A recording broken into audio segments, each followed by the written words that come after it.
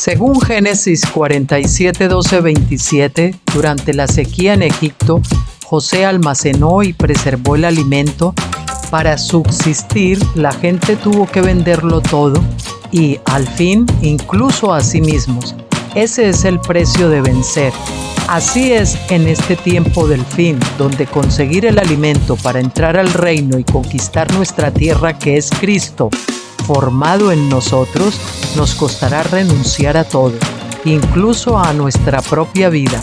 Pero a cambio de nuestro todo, tendremos su todo y reinaremos con él. Con ustedes, José.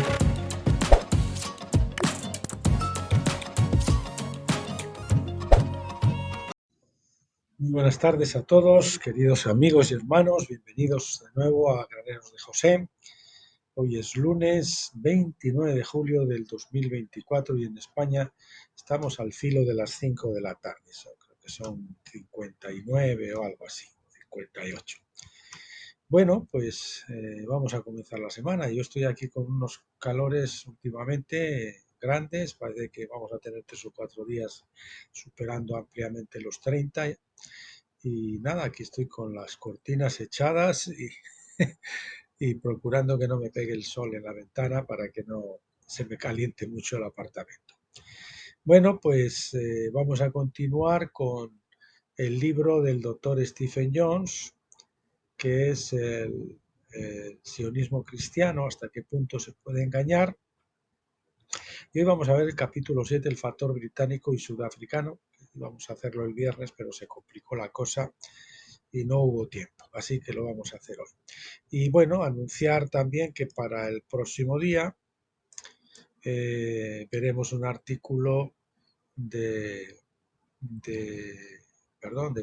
mi libro Reflexiones acampados en Gilgal, el tomo 3, que es un poquito de esos temas, ya sabe, de ese colectivo que tiene muchas letras. Lo vamos a llamar en esta ocasión colectivo abecedario. Milenio del orgullo de Dios, versus la semana del orgullo abecedario.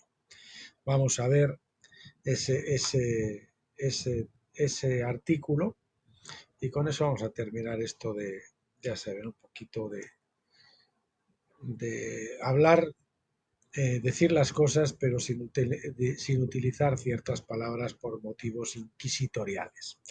Bueno, pues nada, vámonos al capítulo 7 del secretos del tiempo, sionismo cristiano, hasta qué punto se puede engañar, el factor británico y sudafricano. Vamos a ver los paralelismos entre estos dos, entre Gran Bretaña y Sudáfrica, que ambos padecieron algún tipo de apartheid. El factor británico y sudafricano. No, bueno, en este caso no, el británico es el que lo llevó a efecto tanto en Israel como en Sudáfrica, y ahí pues ambos pueblos padecieron una especie de apartheid, ¿verdad? Bien, introducción. Uno de los autores de este artículo, John Tyler, es sudafricano, es el padre de Bradley, ese profeta tan tremendo que hay en Sudáfrica, muy amigo del doctor Stephen Jones, profeta que, bueno, el señor le dejaba notas por ahí en el espejo y en un plato y cosas así, ¿no?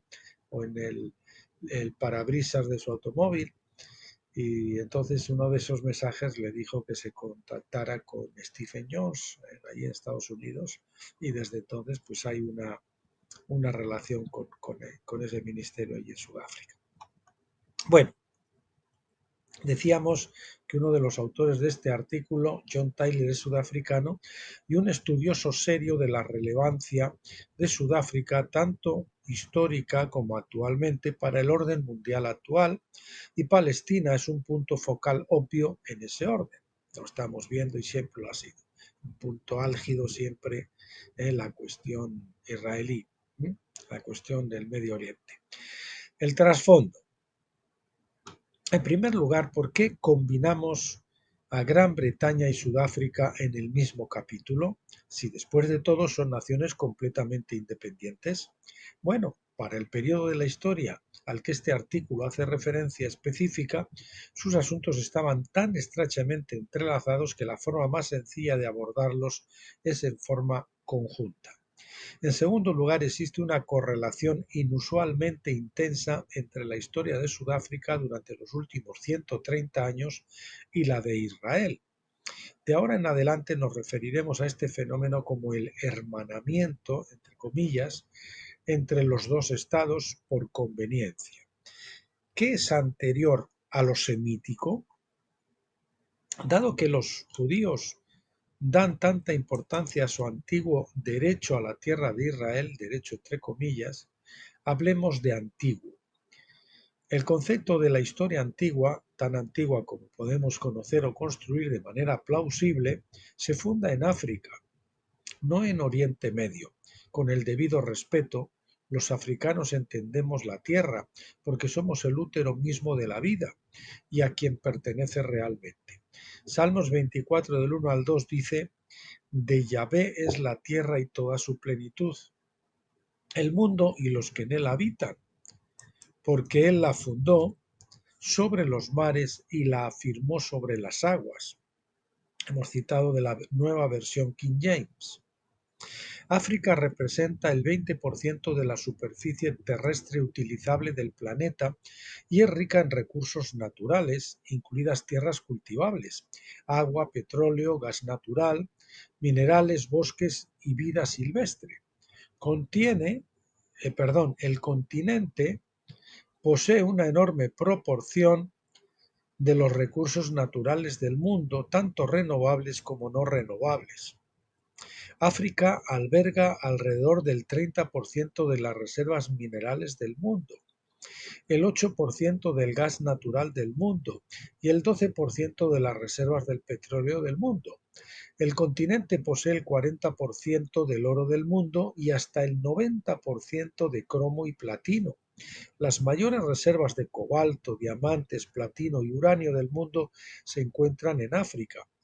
Posee el 65% de la tierra cultivable del mundo y el 10% de la fuente interna de agua dulce renovable del planeta. Bueno, eso tienen ahí un link por si quieren revisar esos datos. Los humanos evolucionaron por primera vez en África y gran parte de la evolución humana ocurrió en el continente. Los fósiles de los primeros humanos que vivieron hace entre 6 y 2 millones de años proceden en su totalidad de África. Siguiente epígrafe: África austral como subconjunto de África. Si África continental es una primicia primordial en el orden de la creación, este fenómeno se concentra aún más en el subcontinente sur, no con exclusión del resto del continente, sino como una cuestión de peso relativo. Los pueblos San o Saan son miembros de varios grupos indígenas que son cazadores-recolectores de habla khoisan, que son las primeras naciones del sur de África y cuyos territorios abarcaron históricamente Botswana, Namibia, Angola, Zambia, Zimbabue, Lesoto y Sudáfrica, como son llamadas hoy. Varios estudios del cromosoma Y muestran que los San portan algunos de los haplogrupos del cromosoma Y humano más divergentes, es decir, más antiguos. Estos haplogrupos son subgrupos específicos de los haplogrupos A y B, las dos primeras ramas del árbol del cromosoma Y humano. Aquí les he puesto una nota para los que quieran de lo que es un haplogrupo y un haplotipo y un alelo o alelomorfo. Les leo. Un haplogrupo es, en el estudio de la evolución molecular, un grupo grande de haplotipos que son series de alelos en lugares específicos de un cromosoma. Eso dice Wikipedia. Un haplotipo es una agrupación física de variantes genómicas o polimorfismos que tienden a heredarse juntas. Un haplotipo específico por lo general refleja una combinación única de variantes que residen una cerca de la otra en un cromosoma. Y un alelo o alelomorfo del griego, que no sé cómo se lee esa palabra el griego, pero es algo que literalmente dice de uno para con el otro. Es cada una de las formas alternativas que puede ser un mismo gen y que se puede manifestar en modificaciones concretas de la función de éste y producen variaciones en características heredadas, como por ejemplo el color de ojos y el grupo sanguíneo. Dado que la mayoría de los mamíferos son diploides, poseen dos juegos de cromosomas, uno de ellos procedente del padre y el otro de la madre. Cada par de alelos se ubica en igual locus o lugar del cromosoma. Bien, hecha esa pequeña, introducidos esos pequeños tecnicismos, pues vamos a continuar. También proporcionan evidencia de que los SAN portan altas frecuencias de los estudios del ADN mitocondriales, primeras ramas de haplogrupos en el árbol del ADN mitocondrial humano. Este ADN se hereda únicamente de la madre. El haplogrupo, supongo que será por eso que los judíos siempre, para determinar si uno es judío o no, se guían por la madre. El haplogrupo mitocondrial más divergente, es decir, el más antiguo, LO o L0, no sé qué será eso, D-D, ha sido identificado en sus frecuencias más altas en los grupos SAN del sur de África. En 2012 se descubrió en Border Cave, en KwaZulu-Natal, un conjunto de herramientas casi idénticas a las utilizadas por los SAN modernos y que datan del 44.000 a.C. Actualmente existen un máximo de 120.000 SAN, predominantemente en Botswana, luego Namibia, Sudáfrica y una cantidad muy pequeña en Zimbabue, Angola, que tienen otro link, por si lo quieren chequear. La cuestión es que, cuando se trata de disputas relacionadas con tierras antiguas, Sudáfrica tiene las credenciales para abordar estas cuestiones tanto desde la perspectiva del orden de la creación como a consecuencia de los muchos acontecimientos políticos desastrosos de su historia más reciente, que se hermanan con la cuestión Israel-Palestina o Israelo-Palestina. Al igual que Palestina, Sudáfrica experimentó la colonización o el imperialismo británica. Gran Bretaña tiene más de 100 antiguas colonias ubicadas en todo el mundo. Las primeras de estas colonias estuvieron en América del Norte, siendo las 13 colonias que eventualmente constituirían los estados fundadores de Estados Unidos. Estados Unidos consiguió su independencia de Gran Bretaña en 1776, un año famoso también por la fundación de los Illuminati de Baviera. ¿Coincidencia? Yo creo que no hay coincidencias, ¿verdad? El Cabo y Natal fueron colonias británicas y más tarde la Unión Sudafricana, constituida por la fuerza en 1910. Fue de hecho una colonia británica hasta que se convirtió en república en 1961. En Palestina también sabemos lo que es que se imponga una solución política, con total desprecio por los habitantes centenarios, incluso milenarios de la tierra. Gente de hay miles de años y vienen de fuera a imponerles una solución política. Posiblemente el imperialista británico más poderoso de todos los tiempos, Cecil John Rhodes, estableció su base económica y política en el sur de África, cuya influencia persiste hasta el día de hoy a través, entre otras cosas, de la beca Rhodes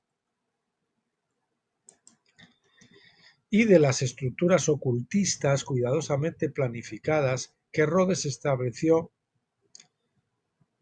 antes de su muerte. Ahí tienen dos enlaces para también poder chequear ese asunto los que les interese.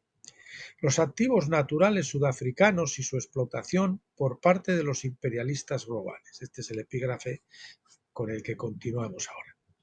Las tres historias de tesoros más importantes de la historia humana conocida involucran, o en un caso dependían de, Sudáfrica, es decir, la ruta comercial del Mar del Cabo, los diamantes y el oro. No hace falta mucho para darse cuenta de que, dado que se trata de un fenómeno sin precedentes, el sur de África es un hito tanto en los tiempos antiguos como en los modernos. Consideremos las 4 revoluciones contemporáneas: la revolución industrial temprana, la revolución industrial avanzada, la revolución de datos y de financiación financiera y la cuarta revolución industrial. En este documento no podemos distraernos con un ensayo en apoyo de la siguiente afirmación, pero la riqueza de Sudáfrica, concentrada como estaba por el intervencionismo de Rothschild y JP Morgan, financió en gran medida la revolución industrial avanzada y, por tanto, las bases del llamado mundo occidental tal como lo conocemos hoy. Sin embargo, esto no fue beneficioso para el sudafricano promedio, ya que lamentablemente dejó un legado de pobreza abyecta en su mayor parte. Palestina también conoce el hedor de la pobreza extrema de generación en generación. Siguiente epígrafe: 3 guerras y la creación de un nuevo orden mundial. Los nuevos órdenes mundiales no surgen voluntariamente, son coaccionados militar, política o económicamente, o cualquier combinación de lo anterior, generalmente a un costo humano extremo.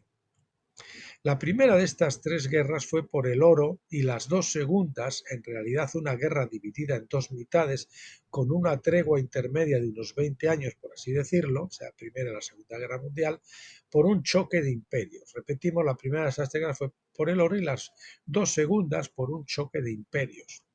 La guerra anglo-bóer.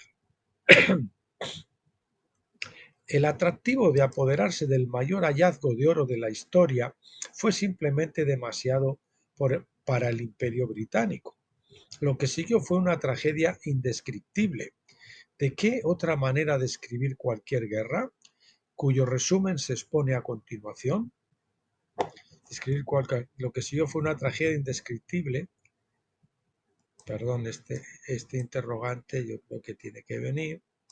Cuyo resumen se expone a continuación. Déjenme que les lea otra vez. Lo que siguió fue una tragedia indescriptible. ¿De qué otra manera puede describirse cualquier guerra? Cuyo resumen se expone a continuación. Cuando comenzaron los combates en octubre de 1899, los británicos esperaban con confianza que sus tropas concluyeran victoriosamente el conflicto antes de Navidad, pero esta resultó ser la guerra más larga, costosa, sangrienta y humillante librada por Gran Bretaña entre 1815 y 1914. Aunque las fuerzas militares movilizadas en Sudáfrica por la mayor potencia imperial del mundo superaban en número a los combatientes Boers en una proporción de casi 5-1, requirieron casi 3 años para someter por completo a los duros pioneros de menos de medio millón. Algo parecido a lo que está pasando también ahora con Israel, ¿verdad? Que pensaban que iban a en 4 días a acabar con los de Hamas y sin embargo vamos a cumplir un año ya. Gran Bretaña desplegó unos 336.000 soldados imperiales y 83.000 coloniales. En total, pues 448.000. De esta fuerza, 22.000 encontraron una tumba en Sudáfrica y 14.000 de ellos sucumbieron a la enfermedad. Imagínense, 36.000 muertos. Por su parte, las 2 repúblicas Boer pudieron movilizar 87.360 combatientes, muchísimo menos, ¿verdad? Una fuerza que incluía 2.120 voluntarios extranjeros y 13.300 afrikaners relacionados con los Boer de las provincias del Cabo y Natal, gobernadas por los británicos. Además de los más de 7.000 combatientes Boers que perdieron la vida, unos 28.000 Boers perecieron en los campos de concentración británicos en condiciones atroces. casi todos ellos mujeres y niños. Los costos no humanos de la guerra fueron igualmente atroces. Como parte de la campaña de tierra arrasada de Lord Kitchener, las tropas, perdón, las tropas británicas causaron una destrucción terrible en todas las zonas rurales Boer, especialmente en el estado libre de Orange. Fuera de las ciudades más grandes, apenas quedó intacto un edificio. Quizás quedó una décima parte de los caballos, vacas y otros animales agrícolas de antes de la guerra. En gran parte de las tierras Boers no se había sembrado ningún cultivo durante 2 años. Incluso según los estándares de la época, y ciertamente según los de hoy, los líderes políticos y militares británicos cometieron espantosos crímenes de guerra y crímenes contra la humanidad, crímenes por los que nadie tuvo que rendir cuentas. El general Kitchener, por ejemplo, nunca fue castigado por introducir medidas que incluso un primer ministro británico posterior llamó métodos de barbarie. Por el contrario, después de concluir su servicio en Sudáfrica, fue nombrado vizconde y mariscal de campo y luego, al estallar la Primera Guerra Mundial, fue nombrado secretario de guerra. Tras su muerte en 1916, no fue recordado como un criminal, sino idolatrado como una personificación de la virtud y la rectitud británicas. En cierto sentido, el conflicto anglo-bóer fue menos una guerra entre combatientes que una campaña militar contra civiles. ¿Hasta qué punto esto se correlaciona con el conflicto Israel-Palestina? El número de mujeres y niños bóer que murieron en los campos de concentración fue 4 veces mayor que el número de combatientes bóer que murieron por todas las causas durante la guerra. De hecho, murieron más niños menores de 16 años en los campos de concentración británicos que hombres en combate en ambos lados. O sea, que fue una guerra casi contra civiles, como está ocurriendo ahora en Gaza, ¿verdad? Bueno, genocidios. Bueno, ¿qué palabras podrían describir la magnitud de ese crimen contra la humanidad? La codicia ilimitada de los fanáticos del oro judíos coincidió con los objetivos imperialistas del secretario colonial británico Joseph Chamberlain. Los sueños del barón del oro y de los diamantes Cecil Rhodes y las ambiciones políticas de Lord Alfred Milner. Por toda una ambición económica, ellos estaban dispuestos a masacrar a personas civiles a mansalva. Sacrificaron en el altar de su avaricia y ambición las vidas de unas 30.000 personas que solo querían vivir en libertad, así como las de 22.000 jóvenes de Gran Bretaña y sus dominios. O sea, más de 50.000 muertos para satisfacer sus ambiciones.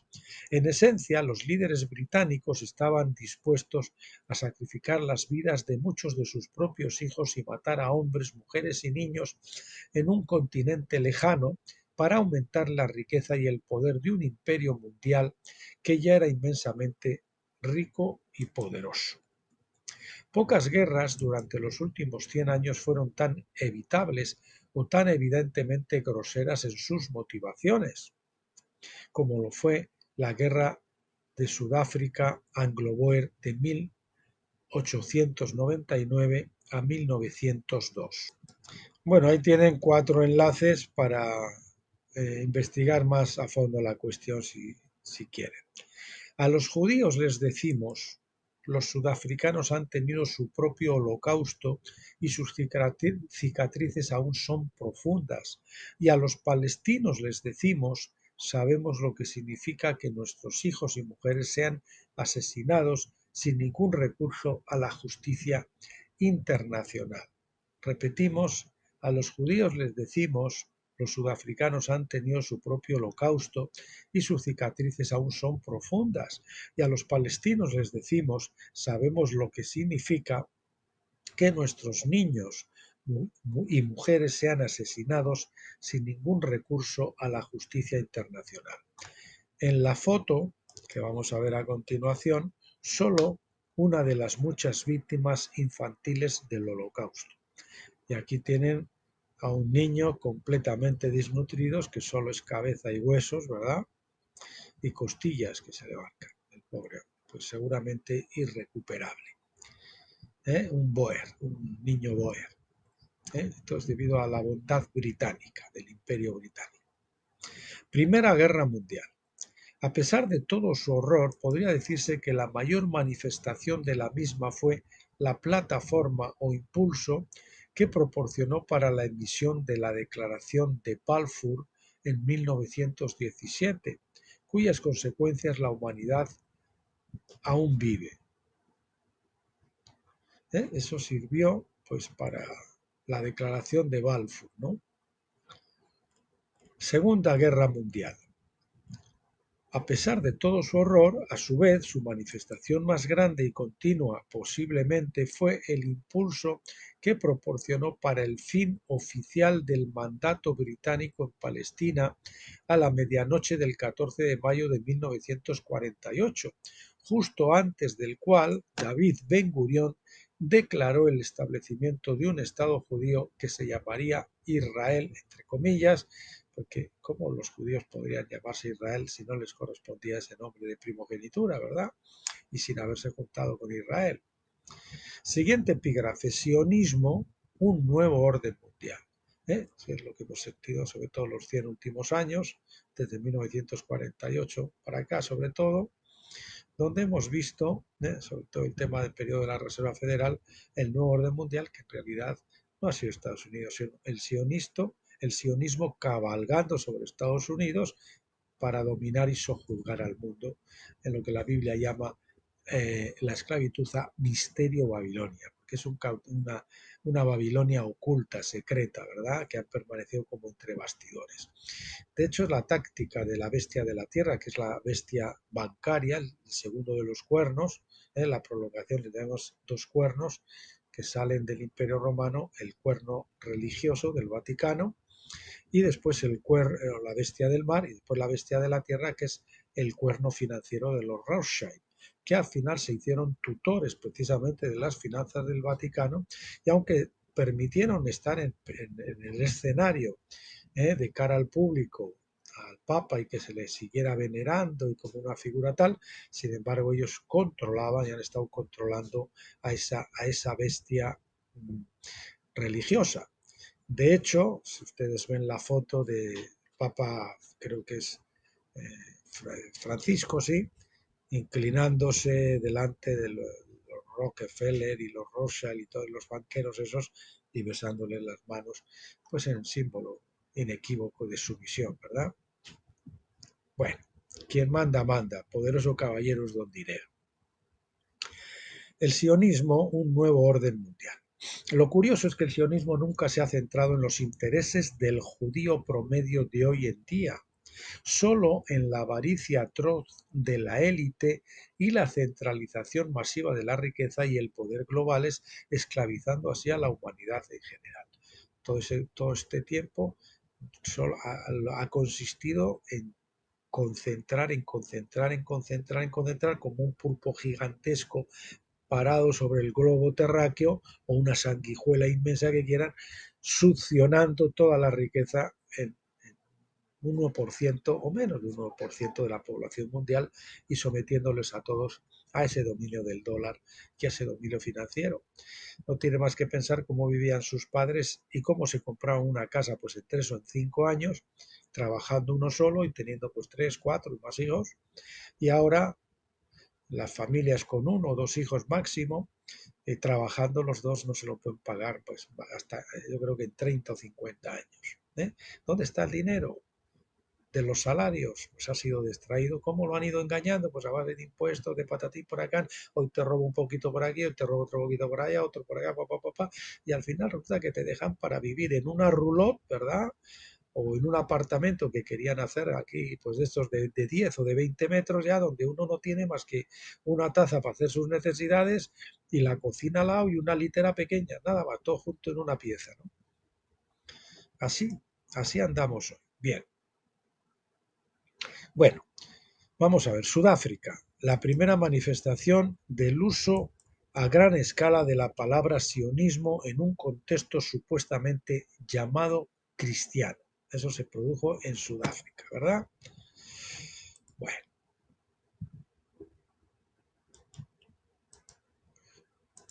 Se trata de otro extraordinario hermanamiento, aunque en realidad el sionismo cristiano no se refería a los judíos de Sudáfrica. John G. Lake, un misionero canadiense-estadounidense que llevó el sionismo pentecostalismo al sur de África entre 1908 y 1913, anteriormente había sido influenciado por Charles Parham y también había pasado algunos años en Zion, Illinois. Inició la misión de fe apostólica, la AFM, acuérdense de esas iniciales, AFM, Misión de Fe Apostólica, o Apostolic Faith Mission, nombre con el que todavía se la conoce hoy en Sudáfrica y de hecho en otros países del mundo. Por lo tanto, la primera implantación del pentecostalismo que surgió a principios del siglo XX en Estados Unidos, fuera de Estados Unidos, pero desde Estados Unidos, fue en Sudáfrica.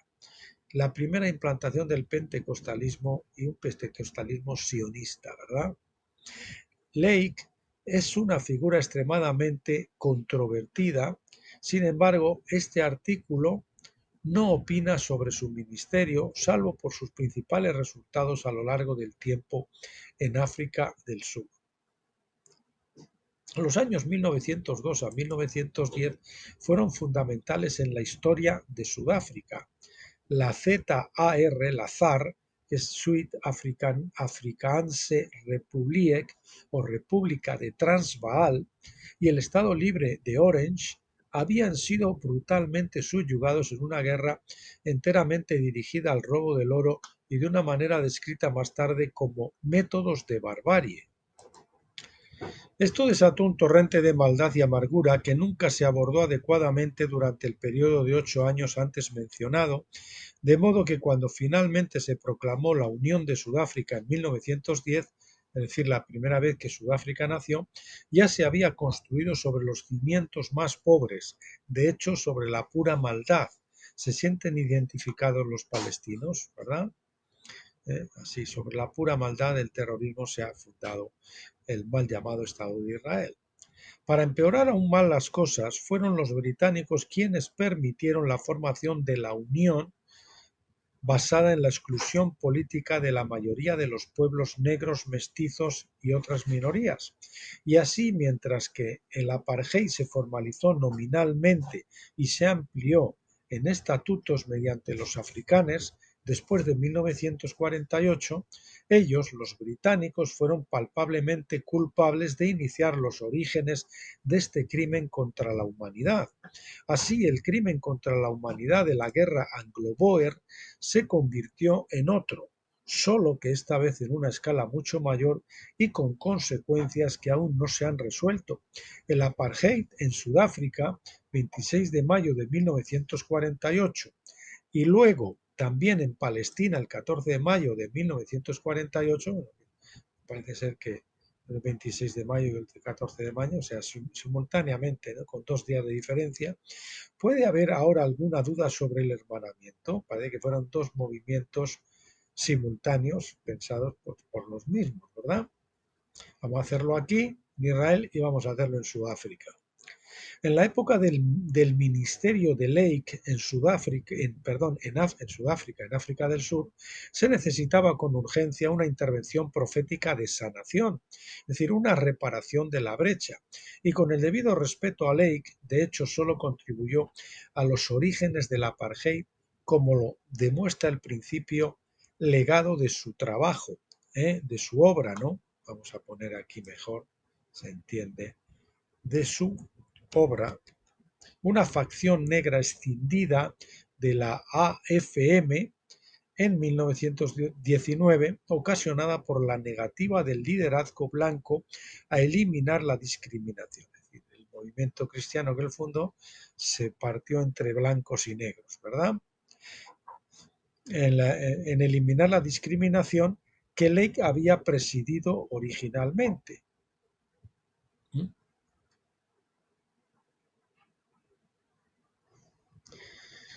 O sea, él originalmente parece que estaban unidos, él lo presidía, pero ahí hubo una escisión entre negros y los blancos de esa denominación cristiana. Y conocía originalmente como Misión de Fe Apostólica AFM de Sion, esa es la que Lake había presidido originalmente, ¿no? Vamos a cambiar esto de aquí, que yo creo que esto tiene que estar, perdón, no consigo, a ver, sí, ahora parece que sí. Bien, repito, voy a repetir esta última frase porque ha quedado como un poquito confuso al leerlo. Dice, en la época del ministerio de Lake en África del Sur se necesitaba con urgencia una intervención profética de sanación. Había que sanar esas injusticias, ¿verdad?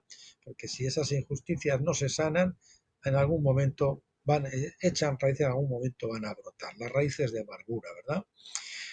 Dice, y con el debido respeto a Lake, de hecho solo contribuyó a los orígenes del apartheid, como lo demuestra el principio legado de su obra, una facción negra escindida de la AFM en 1919, ocasionada por la negativa del liderazgo blanco a eliminar la discriminación, que Lake había presidido originalmente y conocida originalmente como la Misión de Fe Apostólica AFM de Sion. Intentó emular la ciudad de Sion de John Alexander Dewey, Illinois, en Lesoto. La misión de fe apostólica de Sion estaba destinada a fragmentarse más tarde. Sin embargo, entre los dos grupos disidentes, la Iglesia Cristiana Sion, ZCC, y Misión de Fe Apostólica Sion de Zimbabue, ZZAFM, se ha convertido en la iglesia más grande iniciada en África que opera en todo el sur de África. La ZCC se vio afectada por una lucha por la sucesión del liderazgo cuando falleció su fundador y por eso hoy también se ha dividido.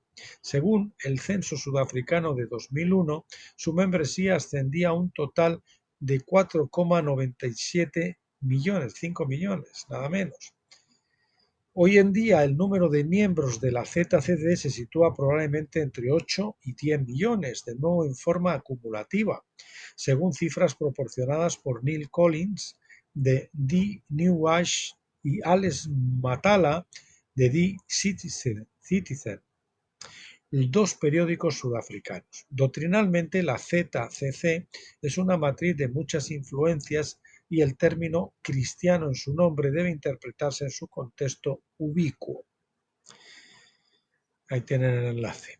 Por lo tanto, Lake finalmente engendró dos iglesias en África del Sur y del Norte, la AFM, dominada en gran medida por blancos, y la negra ZCC, ZZAFM.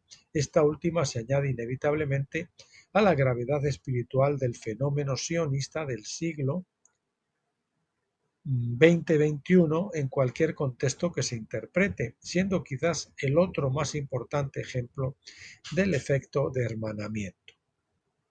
Siguiente epígrafe, el mariscal de campo Jean Christian Smoot. Desde cualquier punto de vista, uno de los genios y líderes más destacados e influyentes del siglo XX, Albert Einstein, fue uno de los que lo reconoció. Por ejemplo, Smoot fue inicialmente el fiscal general de la ZAR, estaba legalmente calificado, y luego en la guerra anglo-boer se convirtió en general. Se enfrentó constantemente con Milner en el periodo previo a la guerra anglo-boer como asesor del presidente Kruger.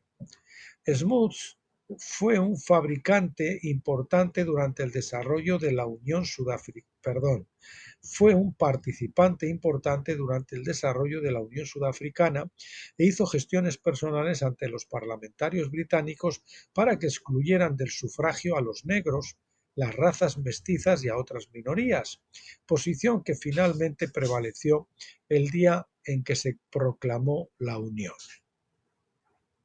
A pesar de la oposición local y del hecho de que apenas 12 años antes los Boers y los británicos habían estado en guerra entre sí, Smuts apoyó la idea de unirse a Gran Bretaña en la Primera Guerra Mundial. Smuts se convirtió en miembro del Gabinete de Guerra británico entre 1917 y 1919 por invitación del entonces primer ministro David Lloyd George, donde se reencontraría con Milner. Fue primer ministro de Sudáfrica de 1919 a 1924 y luego nuevamente de 1939 a 1948. El 24 de mayo de 1941, Smuts fue nombrado mariscal de campo del ejército británico, cargo que desempeñó al mismo tiempo que era primer ministro sudafricano. Se le consideraba el sucesor más apropiado de Winston Churchill durante la Segunda Guerra Mundial, en caso de que le sucediera algo al primer ministro británico. Esta idea fue patrocinada por Sir John Colville, secretario privado de Churchill. En 1948 fue elegido canciller de la Universidad de Cambridge, convirtiéndose en la primera persona de fuera del Reino Unido en ocupar ese cargo y lo ocupó hasta su muerte. Además, Smuts estuvo directamente involucrado en lo siguiente. El único signatario que asistió personalmente a las conferencias de paz y firmó los tratados resultantes poniendo fin a la guerra anglo-boer, la Primera y la Segunda Guerra Mundial. El único signatario de las tres. Un importante contribuyente a la arquitectura de la Declaración Balfour, irónicamente, en conjunto con Lord Milner, en apoyo, o Milner, como se pronuncie, en apoyo de Lord Balfour. De nuevo, el autor de la Constitución de la Sociedad de Naciones, tarea que le fue encomendada ante la insistencia, entre otros, del presidente Woodrow Wilson, con quien mantuvo una relación muy cordial, y por último, colaborador del preámbulo de la Constitución de las Naciones Unidas. Así que imagínense qué pedigrí el de Smuts. La conexión de Smuts con el sionismo se resume mejor en un artículo del Jerusalem Post que citamos. Si bien no tengo ninguna objeción a que Daniel P. Moynihan sea honrado por el Estado de Israel de cualquier forma que Jill Troy considere apropiada, me ofende mucho el hecho de que el nombre de Moynihan se mencione incluso en el mismo contexto que el del difunto honorable Jan Christian Smuts. Smuts fue estadista internacional de gran reputación que se apoderó del escenario político mundial como un coloso durante la primera mitad del siglo XX, mientras que Daniel Moynihan fue, en el mejor de los casos, lanzado al escenario mundial durante un breve periodo como embajador de Estados Unidos ante las Naciones Unidas. El único punto en común que he encontrado es que el primer ministro David Lloyd George invitó a Smuts a Irlanda en 1921 para mantener conversaciones encaminadas a poner fin a la violencia con el líder nacionalista irlandés Eamon de Valera, mientras que 60 años después, en 1981, Moynihan, junto con otros políticos irlandeses estadounidenses, Ted Kennedy y Tap O'Neill, establecieron un grupo bipartidista para promover la paz y la reconciliación en Irlanda del Norte. Ni Smuts ni Moynihan tuvieron mucho éxito en esa valiosa empresa. El general Jan Christian Smuts fue el artífice de la Unión Sudafricana, establecida en 1910 como dominio autónomo del Reino Unido, convirtiéndose en un anglófilo totalmente comprometido y leal, a pesar de haber luchado contra los británicos durante la guerra anglo-boer de 1898 y 1901. O sea, cambio de chaqueta, como ven. Smuts disfrutó de una gran amistad con Chaim Weizmann, que duró desde su primer encuentro en Londres durante la Primera Guerra Mundial hasta la muerte de Smoot en 1950. Smoot y Weizmann tenían mucho en común, compartían un gran interés por la ciencia. Smoot se convirtió en el primer presidente de la Asociación Británica para el Avance de la Ciencia en 1931. Weizmann era sionista. Smoot, como cristiano devoto, creía firmemente en el derecho del pueblo judío a su patria palestina. Cristiano muy sincero, pero muy confundido. Smoot era parcial hacia los judíos y los problemas judíos a nivel mundial y simpatizaba con la inmigración judía a Sudáfrica ya en 1910. En 1917, como ministro de Defensa, en cuyo cargo se convertiría en miembro del Gabinete de Guerra Imperial en Gran Bretaña, prometió a la Federación Sionista Sudafricana que apoyaría el movimiento por una patria judía en Palestina. Poco después de su nombramiento para el Gabinete de Guerra, se reunió con Weizmann, desarrolló una amistad duradera con él y prestó su no insignificante apoyo al proceso y promulgación final de la Declaración de Balfour en noviembre de 1917. Tras la Declaración de Balfour, ya saben que se le concede pues Sir Rothschild o los Rothschild escribió una carta al primer ministro diciéndole que abogaba por un hogar judío en Palestina. Tras el fin de las hostilidades en 1918, que puso fin a la Primera Guerra Mundial, se celebró una conferencia de paz en Versalles, Francia. En 1919, en Francia, en 1919 digo yo, el 19 de enero de 1919, entre las fuerzas aliadas victoriosas y las potencias centrales derrotadas, lideradas por Alemania. El producto de esta conferencia fue el Tratado de Paz de Versalles, con la Declaración de Balfour que concedía una patria, mejor dicho, un hogar al pueblo judío, que luego ellos, no es lo mismo un hogar que una patria, luego ellos pidieron con un Estado una patria, ¿verdad? Como una de sus muchas cláusulas. Esto ante la insistencia de Jan Smoot. A Versalles le siguió la conferencia de San Remo, que duró del 19 al 26 de abril de 1920 y a la que también asistió Smoot. El objetivo principal de esta conferencia era ratificar los términos del Tratado de Versalles y establecer la Sociedad de Naciones. Una vez más, Smoot insistió en que la Declaración de Balfour estuviera incorporada en las cláusulas que establecían la Sociedad de Naciones, siendo Smoot el autor de su Constitución. Este estaba en todo. Hasta estableció la Constitución de la Sociedad de Naciones, que es el preámbulo de las Naciones Unidas. La resolución de San Remo, así como el artículo 22 de la recién creada Sociedad de Naciones, incorporaron la Declaración de Balfour y la resolución se denominó oficialmente Resolución Smoot. Esta resolución fue la base para el establecimiento del sistema de mandato que condujo al mandato británico sobre Palestina y, de no haber sido por la obstinada intransigencia del gobierno británico, debería haber conducido rápidamente a un Estado judío autónomo en todo el territorio entre el río Jordán y el mar. En este caso hay, pues contuvieron un poquito la cosa los británicos. Esta intransigencia británica y el hecho de no atenerse a los términos del artículo 22 tan pronto como fuera posible dieron como resultado un impasse que duró hasta que las Naciones Unidas, sucesoras de la Sociedad de Naciones, el 29 de noviembre de 1947, aprobaron la histórica votación de partición. Esto no fue culpa de Smoot, quien repetidamente se dirigió a sucesivos gobiernos británicos en nombre de la Federación Sionista Sudafricana, protestando por los diversos libros blancos que limitaban la inmigración judía a Palestina. Si bien hay que decir que Smoot votó a favor de restringir la inmigración judía a Sudáfrica en 1936, en ese momento tenía la opción de derribar al gobierno de coalición o estar de acuerdo con sus socios de coalición. Su historial antes de esa votación y su historial posterior están totalmente en desacuerdo con su apoyo a ese polémico proyecto de ley de inmigración.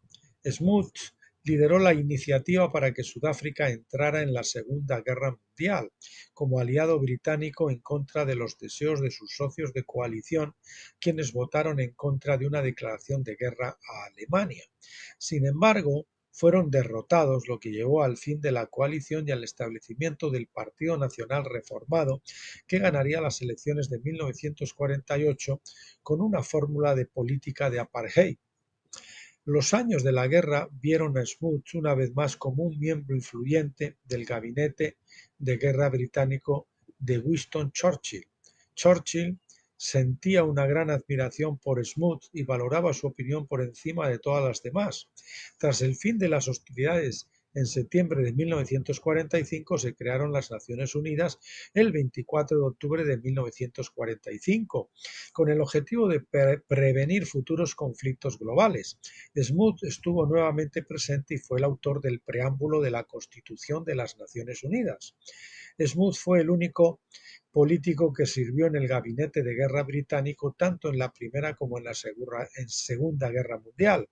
Fue el único político que firmó los tratados de paz que pusieron fin al conflicto global después de ambas guerras mundiales y fue el único signatario del establecimiento tanto de la Liga de las Naciones como de las Naciones Unidas. Esto ya lo dijimos anteriormente. Un récord verdaderamente sorprendente, por decirlo menos. Así, el perejil de todas las salsas en aquel entonces la política internacional era el señor Smuts. Sudáfrica, con Jan Smuts como primer ministro, votó a favor de la partición de Palestina para asegurar el establecimiento de una patria judía. David Ben Gurión hizo la famosa declaración de independencia de Israel el 14 de mayo de 1948 y Smuts concedió el reconocimiento de facto al Estado de Israel 10 días después, el 24 de mayo. Su sucesor, el primer ministro Dr. D.F. Malan, le concedió el reconocimiento de pleno derecho en el primer día de la independencia de Israel, el 14 de mayo de 1949. Más tarde, Malan se convirtió en el primer jefe de Estado extranjero en visitar Israel en 1953. Nota del autor, es decir, de John Tyler, dice: qué irónico, los gemelos del apartheid ya estaban en connivencia. Troy también acusa a Smuts de racista y no sin fundamento, pero su conducta debe juzgarse en el contexto de su época. Los sudafricanos negros definitivamente tuvieron más derechos y menos restricciones bajo Smuts que bajo los sucesivos gobiernos del Partido Nacionalista. Smuts reconoció que había que reducir las restricciones a los negros, pero que esto tendría que hacerse en circunstancias controladas. Las acusaciones de racismo contra un primer ministro sudafricano por sus acciones en la década de 1940, basadas en estándares contemporáneos, son injustas y rozan la parcialidad. El traslado de la Embajada de Estados Unidos de Tel Aviv a Jerusalén es de vital importancia para Israel.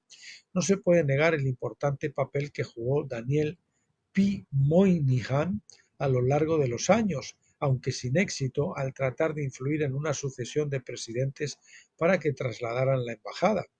El papel desempeñado por Moynihan en esta medida, sin embargo, no se puede comparar ni remotamente con el papel desempeñado por Smuts en la Declaración Balfour, en la Conferencia de Versalles, en la Conferencia de San Remo, en la Sociedad de Naciones y más tarde en las Naciones Unidas en relación con la formación del Estado de Israel. Así que ya venimos, ahí ven los orígenes del Estado de Israel y del sionismo, vienen ahí del lado británico, ¿verdad? Encuentre otra calle para honrar a Moynihan, pero la calle German Colony, en honor a Smuts, debe seguir siendo German Colony, en honor a Smuts, debe seguir siendo la calle German Colony, en honor a un gran amigo del pueblo judío. Y no olvidemos el Smuts Boulevard de Tel Aviv y el Kibbutz Ramat Yohanan Smuts en el norte de Israel. Simplemente no puede haber debate sobre cuán significativa fue la contribución de Smuts al nacimiento del apartheid israelí. Ya lo tiene en Sudáfrica y de allí el mismo apartheid en Israel. Siguiente epígrafe, Lord Alfred Milner. Milner fue gobernador de la ciudad del Cabo y luego alto comisionado de Sudáfrica, designado por Joseph Chamberlain, secretario colonial del gabinete británico en ese momento. Fue él quien precipitó la guerra anglo-boer, la supervisó y organizó la reconstrucción después de la guerra. Al salir de Sudáfrica en 1905, hablando ante el ayuntamiento de Bloemfontein, Milner dijo: "Mi trabajo se ha dirigido constantemente a un fin grande y lejano, el establecimiento en Sudáfrica de una comunidad civilizada y progresista, desde Ciudad del Cabo hasta el Zambeze, independiente en la gestión de sus propios asuntos, pero que sigue siendo, por su firme deseo, miembro de la gran comunidad de naciones libres reunidas bajo la bandera británica. Ese ha sido el objetivo de todos mis esfuerzos, sigue siendo mi objetivo". En su discurso de despedida pronunciado en Johannesburgo el 21 de marzo de 1905, Milner dijo: "Los británicos y los holandeses pueden, sin pérdida de integridad, sin ningún sacrificio de sus tradiciones individuales, unirse en una devoción leal a un Estado-imperio en el que Gran Bretaña y Sudáfrica serían socias y trabajarían lealmente juntas por el bien de Sudáfrica como miembro de un todo mayor, y como ve el verdadero imperialista, es también el mejor sudafricano". Milner regresó al gobierno de Inglaterra en 1914 para formar parte de varios comités que se ocuparon de la Primera Guerra Mundial y se convirtió en miembro del Consejo de Guerra en 1916. Se convirtió en ministro de Guerra en abril de 1918 y más tarde en secretario de Estado para las colonias. La experiencia en Sudáfrica le había demostrado a Milner que detrás de las dificultades de las colonias estaba el problema más amplio de la unidad imperial. En su discurso de despedida en Johannesburgo concluyó: "Cuando nosotros, que nos llamamos imperialistas, hablamos del Imperio Británico, pensamos en un grupo de Estados Unidos, no en una alianza o alianzas que se pueden hacer y deshacer, sino una unión permanente, una unión orgánica, en un imperio eterno", ¿verdad? De lo que perseguía el pájaro este. De tal unión, los dominios del soberano, tal como existen hoy, son sólo la materia prima. Milner fue autor de la declaración de Balfour, aunque publicada en nombre de Balfour. Él fue el autor, fue Milner, ¿no? Qué casualidad del destino, entonces, que Milner y Smoot se convirtieran en los principales arquitectos conjuntos de la Declaración de Balfour y los posteriores estados de apartheid de Sudáfrica e Israel. Sionismo con los dos estados ahí, ¿verdad? Hasta el final de su vida, Lord Milner se autodenominaría un patriota de la raza británica, con grandes sueños de un parlamento imperial global con sede en Londres. Se jubiló en febrero de 1921, pero permaneció activo en el trabajo del Rhodes Trust hasta su muerte en 1925. Siguiente epígrafe: la Declaración de Balfour. Ahora resulta evidente qué papel desempeñaron Smoot y Milner en el desarrollo de la Declaración de Balfour y del imperialismo británico en general. Antes de la declaración, alrededor de 8.000 de los 300.000 judíos de Gran Bretaña, es decir, un 2,7%, pertenecían a una organización sionista. A nivel mundial, en 1913, en la última fecha conocida antes de la declaración, la cifra equivalente era aproximadamente del 1% de la población judía. Solo 24.000 judíos vivían en Palestina en el momento del surgimiento del sionismo dentro de las comunidades judías del mundo, las dos últimas décadas del siglo XIX. Por tanto, el sionismo fue un movimiento cultivado que comenzó desde una base muy estrecha, un hecho que no pasa desapercibido para muchos judíos ortodoxos.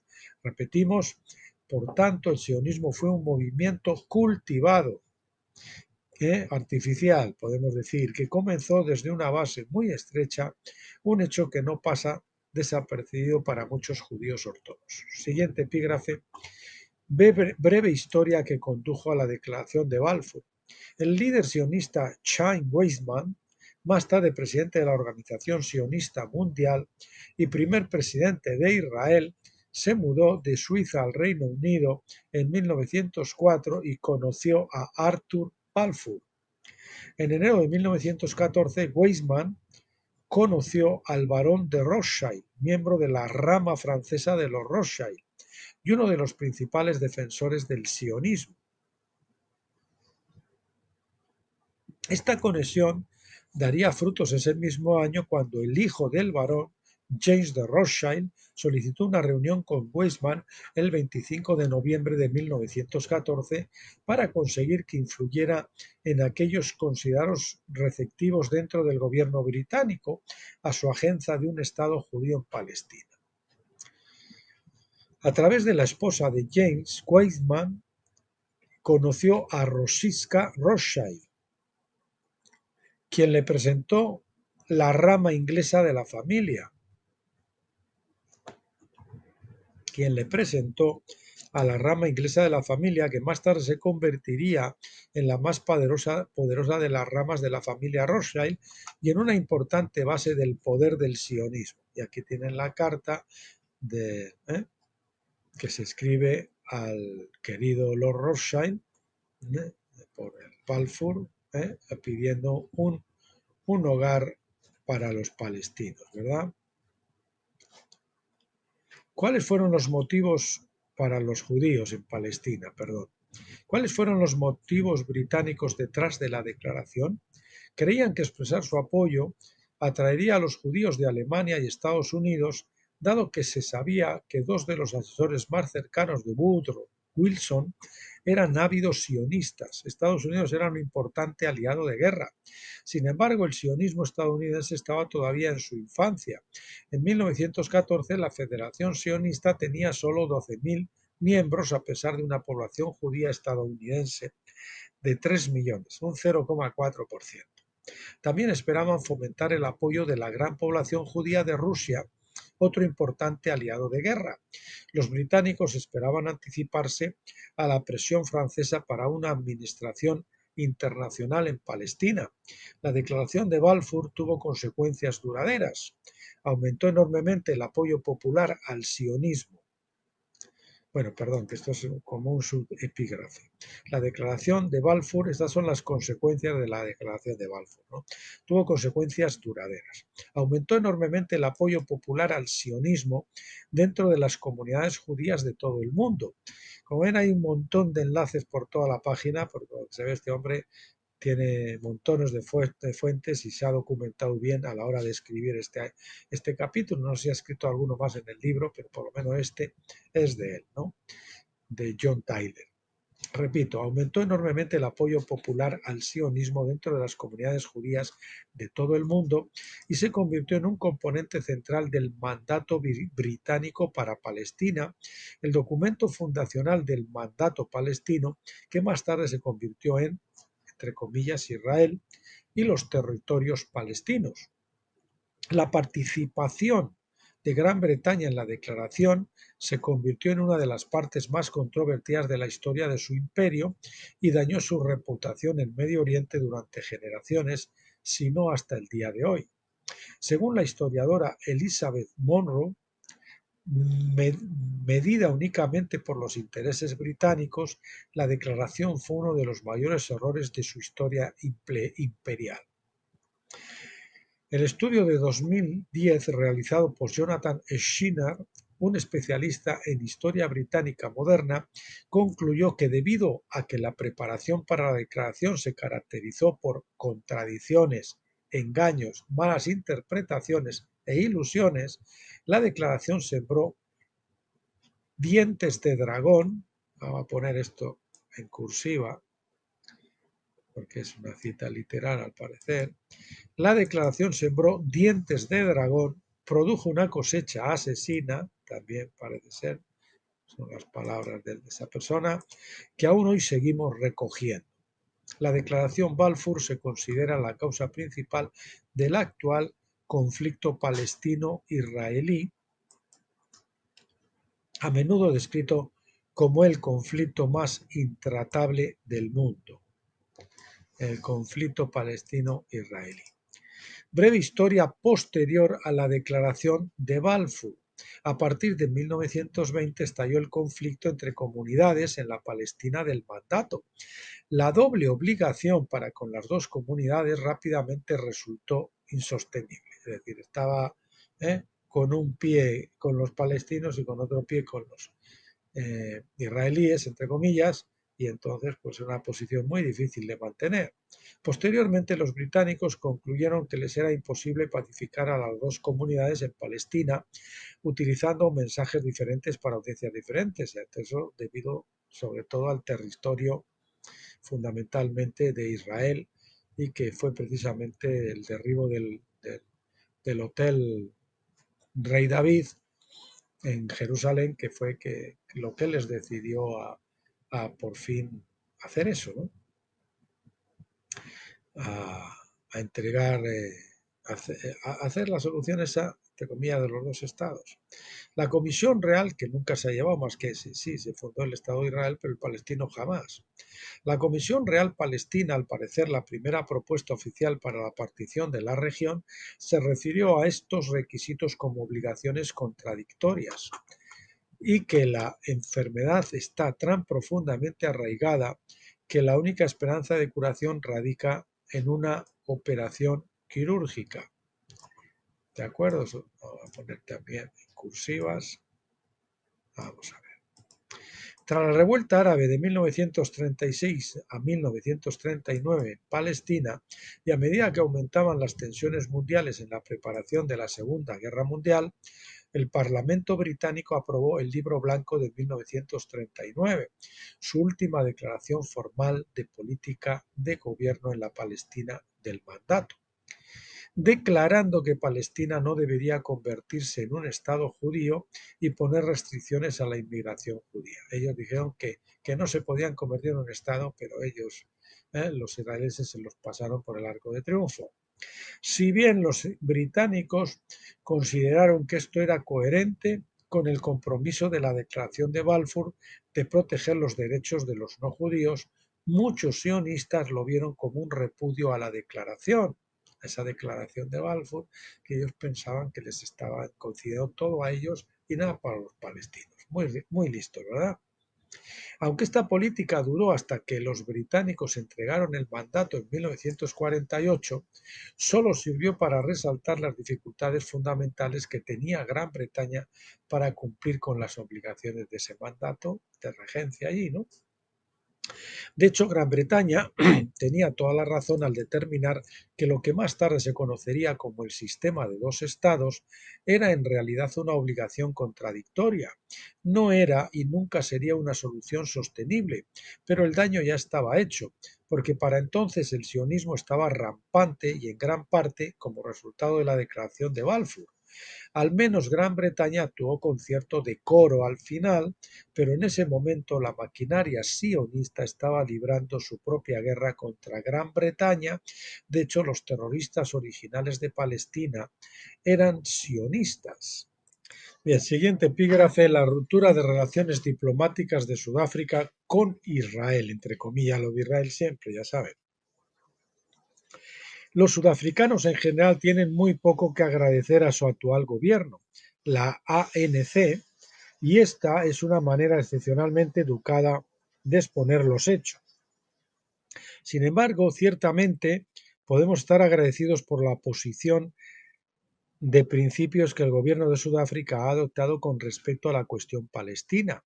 Han cortado todos los lazos diplomáticos con Israel, entre comillas, es decir, simplemente no tolerarán la conducta actual del gobierno israelí. No hay lugar a dudas, la embajada de Sudáfrica en Israel, entre comillas, ha sido cerrada y también la embajada, entre comillas, israelí en Sudáfrica ha sido cerrada. En lenguaje diplomático, esta es la protesta más fuerte que uno puede presentar. Hasta donde sabe el escritor, ninguna otra nación en el mundo ha adoptado una postura tan clara con Israel en este momento. Y de hecho también Sudáfrica ha sido los primeros que denunciaron esta guerra de Israel con Hamas como un genocidio a la Corte Penal Internacional, que luego se han sumado otras naciones, pero ellos fueron los primeros. Puede que el gobierno de Sudáfrica nunca lo sepa, pero esta acción ha salvado a Sudáfrica de múltiples impactos negativos futuros desconocidos, repercusiones que pudiera tener después, porque el hermanamiento entre los dos estados finalmente se ha desactivado. O sea, esto que estuvieron hermanados debido a los británicos, forzosamente, esos gobiernos, tanto israelí como sudafricano como británico, pues se desactiva, ¿no?, de cara al futuro. Han hecho muy bien.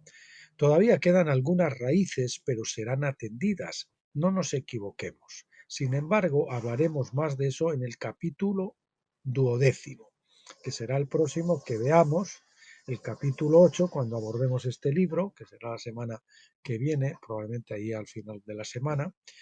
El capítulo 8, el factor Estados Unidos de América. Vamos a ver cómo influye Estados Unidos de América. Hemos visto